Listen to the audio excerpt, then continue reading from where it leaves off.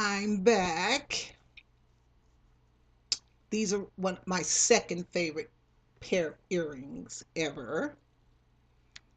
And I really like them because of it's like some glittery stuff or something. You can kind of look through and see like the glittery stuff. So I need to start talking a little bit. Okay, the anything but writing is done for a little while. I'll probably drift back off, but it's time to get down to the writing stuff. One of my friend, my actually my best friend had said something about we used to read a lot of fanfic when the late 90s, early 2000-ish sort of thing. We got into fanfic. That's basically when I got into computers. I think I have my first AOL account wasn't until 2002, something like that. I want to say I worked on computers, but only at work. So it was just something that, the computers were there for work, but I didn't, um, went on the internet and that kind of thing. And I think in 2002, I want to say, is when I got my first AOL account, blah, blah, blah, that kind of thing. About that time is when I started discovering fanfic. And we used to really enjoy that. And one time she made a comment about she didn't like it when they had children. Like, say if it was like, okay, say if it was fanfic about like the X Files, and there were a bunch of people called relationshipers, and they had Scully and Mulder as a couple, married or something, or just as a couple. And then there was the slash, which would had the male characters as lovers, different things like that. So it was kind of lines drawn in the sand. Some people were relationshipers, some people were slashers, that kind of thing. And I remember when she made a comment, she said something like, "Well, I don't like when they have children in the stories, when they have kids in the story." And someone, I think I got an email or something, asked me why do I have children in my stories.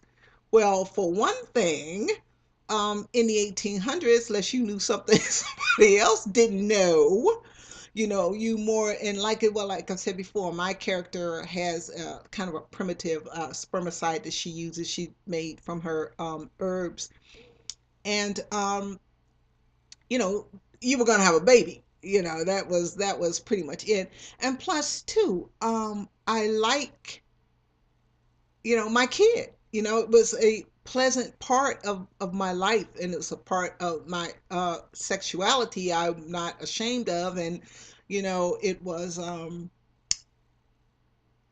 I just think that I don't know, it just makes it real to me, since she doesn't have any children, I guess. So she doesn't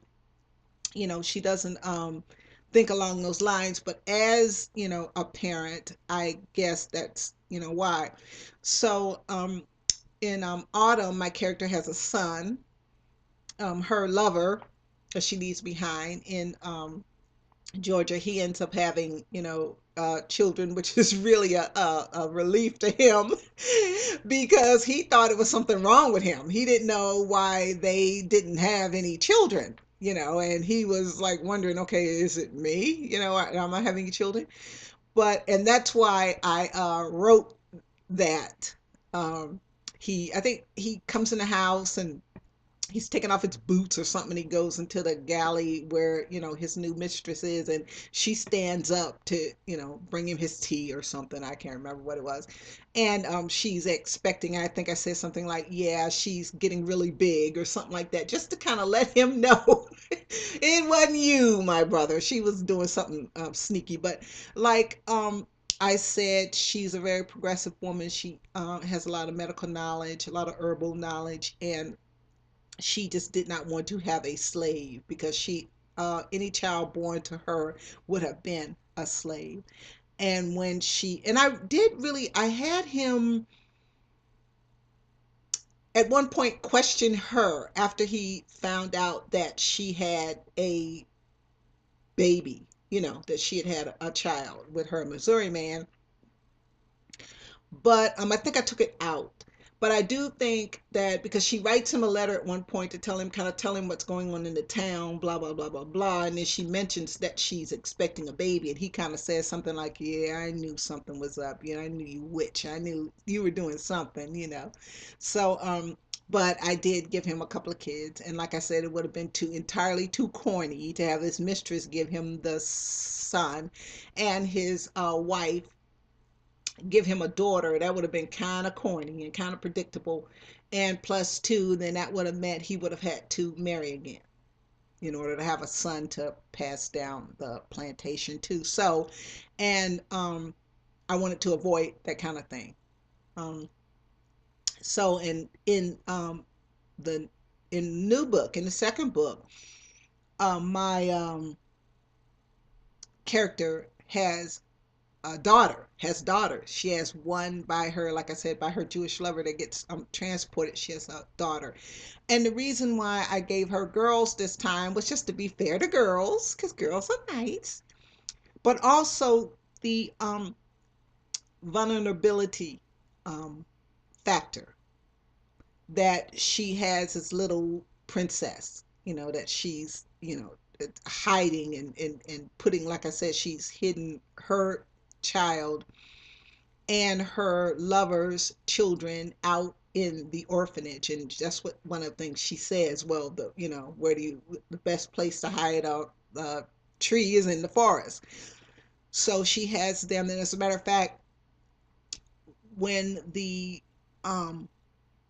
I didn't when I first started the very first draft, it's her coming out of the metro, coming out of the subway after she's been all weekend at this farm, because she goes on the, well, not the weekend, because she's a nightclub performer, of course, so she has to work on, the club is open Friday, Saturday, no, Thursday, Friday, Saturday, and then it's closed on Monday and Tuesday, and then they have rehearsal on Wednesday or something. But I made the club, only have a few because it's a war on, so they can't be open every night like they normally would be.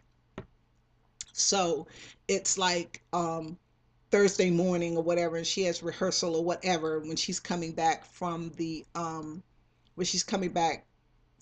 farm, and she comes out of the metro, and that's when she's kind of walking along and thinking, Paris is kind of smells the same and it's the same, even though we're being occupied, and troop carrier kind of rattles by, and she looks at that and goes, yeah, well, except for that, and that kind of thing. But then I I thought, no, you're gonna have to be doing that flashback and stuff again, and like I said, that can get terribly confusing. So because it's going to be, well, it's two storylines this time. In autumn there was a few um two or three different storylines going on, yes, at the same time, but it was more or less, this is happening while this is happening while that was happening. It was just kind of that kind of thing. This is going to be two distinct story lines. what's going on in the what's going on in Paris with with the nightclub singer and this guy, her German officer, and what's going on in the camp. um I'm going to some of the stuff that goes on with him while he's not in her, in her presence, when he gets pretty much stationed in the East, where we know, the Riga, these kind of places where the really atrocities were going on. Um, I'm staying away from that because I don't want to mention some people, you know. I don't want to mention any of the real characters, I guess, in World War II. I don't want to be talking about Hitler. I don't want to be talking about Goring. I don't want to be talking about Goebbels, these people, because when even saying their names, even writing their names, gives them power. I mean, that I know it's stupid, but to me, that's why I couldn't write a story and go, well, Hitler said blah blah. Who? No, no, no, no, no. That's no. That would be giving him um, acknowledgement, and I refuse to do it. Now I'll make up other generals and stuff for him to be talking to, and having differences of agreement when he does decide too little, too late that he really can't do this. Um, Also, too, about the second book, I remember when I had written it into a play. Remember, I told you when I was in a novel idea, he made us one of the prerequisites of the class was that we had to submit something for publication. So I had turned the story pretty much into a play, and I had submitted that. And I think I had let my either one of my writing partners or someone else in the class had read it, and one of the um, issues they had was that they brought to my attention was the language barrier. She's uh, I don't know if I'm going to make her be an American or make her be English. I don't really hear her voice with an English accent. I hear her voice as a uh kind of sounding like me sort of voice. I that's how I kind of hear it in my head. I don't really hear her with an English accent. Her parents so far, but like I said, you guys are on the ground floor, and you know how much is this is going to change. Except I don't think it's going to be as hard of a process as Autumn was, because like I've learned some lessons from it. But um it's going to be hard to write the camp stuff, but I've done enough research that I think I can get away with that with not a lot of yeah, I think I can make it really scary and really creepy without, it being too graphic. I'm pretty sure I can do that. Um and one of the things he brought up was what language do they have in common? If he does he but I got around that because she's very educated. She doesn't speak any German, but she speaks French and English. And by him being very, very educated person, of course, he would speak English, and he would speak French. So the that's what people that's one of the things, like I was saying about romance readers, that they pick things like that the first thing. But of course, someone educated to his level would speak English, as because I found as I've traveled abroad myself, a lot of people have a working working usage of English. When my son lived in Matsui, it was a small little place. I mean, you could go in a convenience store, and people could they had a working knowledge of English. They could, you could order things at McDonald's. You can go and buy things. Most people in shops, had, and of course, the people at the airport, they speak English better than we do. You know, so that's how I got around there. But could have been a language barrier. Wherein in Autumn, I had to give them a language barrier because it's no way. Well, at first I thought to make her be able to speak English because missionaries taught her. That's what I thought at first. But then I thought, no, it would be much more interesting if she doesn't speak English, and then she has to come, she has to learn to speak English, and she teaches him a little bit of her, language kind of thing, which would actually been forbidden. It was forbidden to speak your native language, your native tongue, when you as slaves. That was one of the first things they did, and they'd give you another name other than your name, your African name. Um, like in Roots, I don't own it. I get so tired of that. Um, when his name is Kuta Kinte, and what they want to call him is Toby, and what they would change her name to Maggie or crazy, like just like the in Autumn, her name is, she has an African name, but he calls her Eula because that's what he's gonna call her. So They took your identity away in that way. Um, Also, to yeah, that's how I handled the language barrier. Also, how I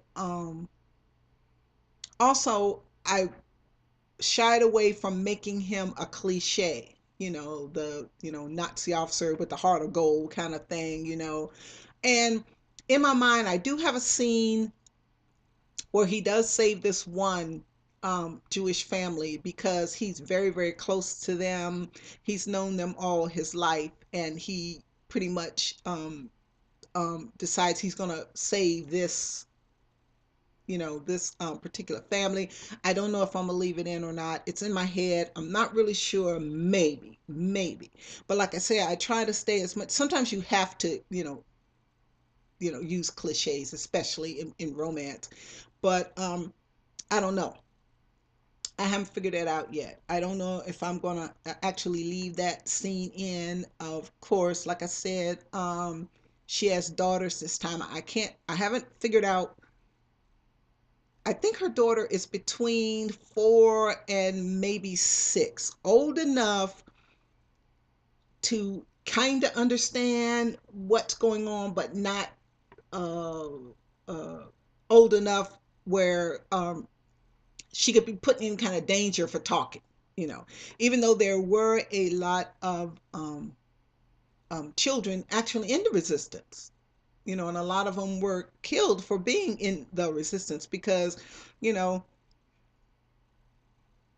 a lot of times they would use children as couriers and things like that. And because people wouldn't pay any attention to kids running around playing stuff like that. And plus, a lot of times kids understand a whole lot better. And two, the children didn't have anything to lose. I mean, they went to camps just like their parents. So